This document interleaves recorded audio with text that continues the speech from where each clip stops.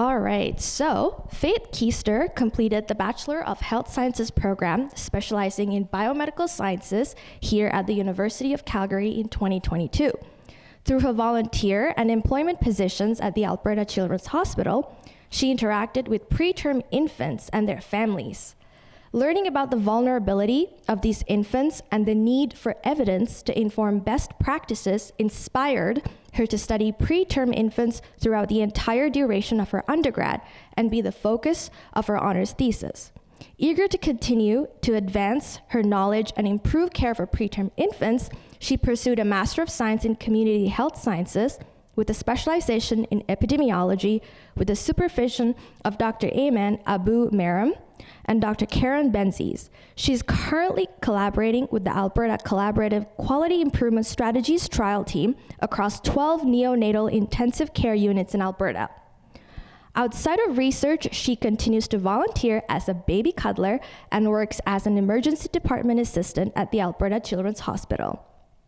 She's also passionate about teaching and is a teaching assistant for community health sciences classes and tutors youth in the community. In her free time, she loves to spend time with her family, practice the violin, have chai lattes, and host board game nights with her friends. Please join me in welcoming Faith.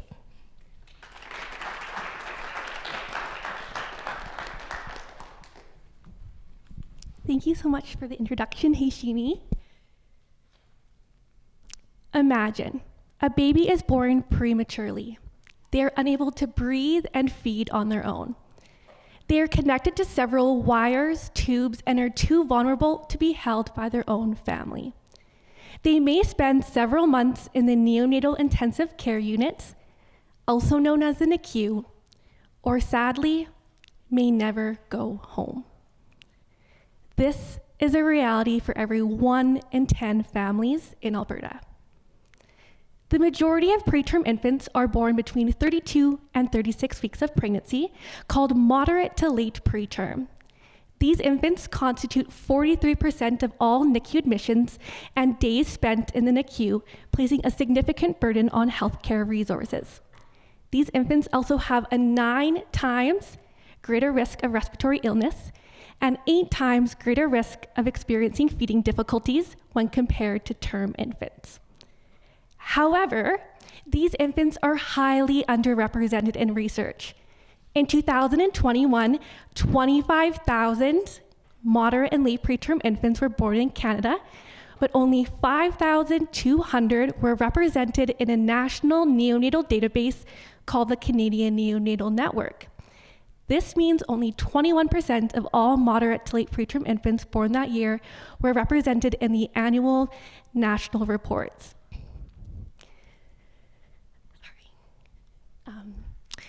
As a result, there is a lack of evidence-based clinical practice guidelines to inform the most optimal care for these infants.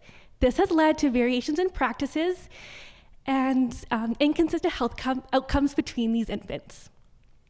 To address this gap in knowledge, I am collaborating with neonatologists, pediatricians, respiratory therapists, nurses, and other NICU staff through a provincial-wide clinical trial called the Alberta Collaborative Quality Improvement Strategies Trial. This involves NICUs such as the NICU here at the Foothills Medical Center, the NICU at the Stollery Children's Hospital in Edmonton, and NICUs in rural areas such as Medicine Hat, Grand Prairie, and Red Deer. My master's thesis is investigating the variations across all 12 of these NICUs to identify the practices that correspond to better health outcomes.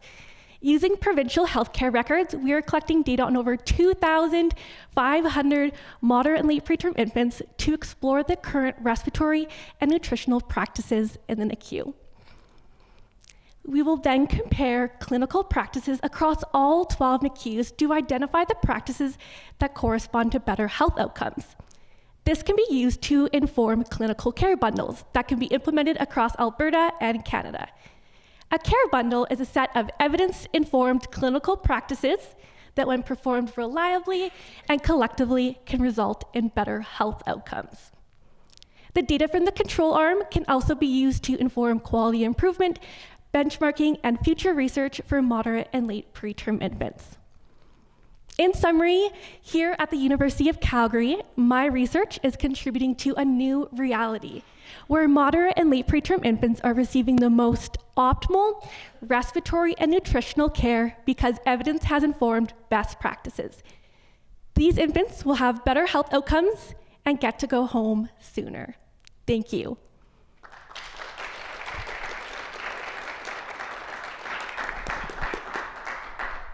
Very exciting research, Faith. Thank you for sharing with us.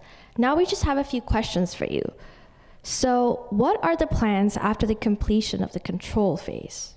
That is a wonderful question, Heishini. Thank you so much. So as I mentioned, I'm currently collecting data for the control phase to inform clinical care bundles for respiratory and nutritional practices that can be implemented across all 12 of these NICUs. So we're currently in the drafting phases for those care bundles. Once completed and approved, they will be implemented into the neonatal intensive care units in a stepwise fashion over 4 years. So what this means is that every year of the 4 years, there will be a randomization of 3 NICUs for these bundles to be implemented in. And upon the completion of the clinical trial and having the implementation of these practices across all 12 NICUs, we will compare the outcomes and length of stay to the after the implementation to before the implementation, which is the control phase I'm currently collecting data for. All right. Why are only moderate and late preterm infants included in your study population? Thank you for the question. So as I mentioned in my presentation, only 21% of all moderate to late preterm infants are currently being represented in the Canadian Neonatal Network reports. And as a comparison, extremely preterm infants, who make up a very small portion of preterm infants, they are currently receiving the most amount of attention in research. For the Canadian National Reports, 85% of all of these extremely preterm infants were represented. And considering that moderate to late preterm infants constitute 85% of all preterm infants, but only 21% are represented, you can see between the comparison that there's quite a discrepancy.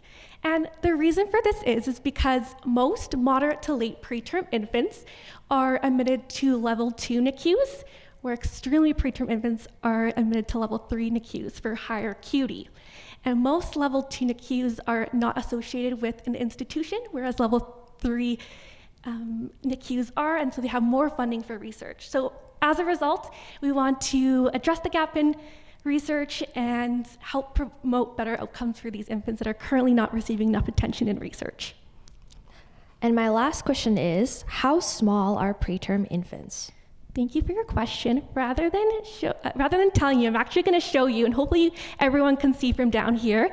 If not, you're welcome to come at the very end, and I'm happy to show you them closer up and in person. First, starting with the smallest diaper that we find in the neonatal intensive care unit. This is the nano-preemie size. As you can see, very tiny. Following up as the next bigger size is the micro-preemie. Both the micro-preemie and nano-preemie diapers would be for babies around under 32 weeks gestation. The next size here is for the preterm babies that I'm studying, so moderate to late preterm, between 32 and 36 weeks of gestation. And lastly, to compare to a healthy full-term baby born around 40 weeks, this is the size here. So again, if you're having difficulty seeing, you're more than welcome to come at the end, and I'm happy to show you closer up and walk you through them as well.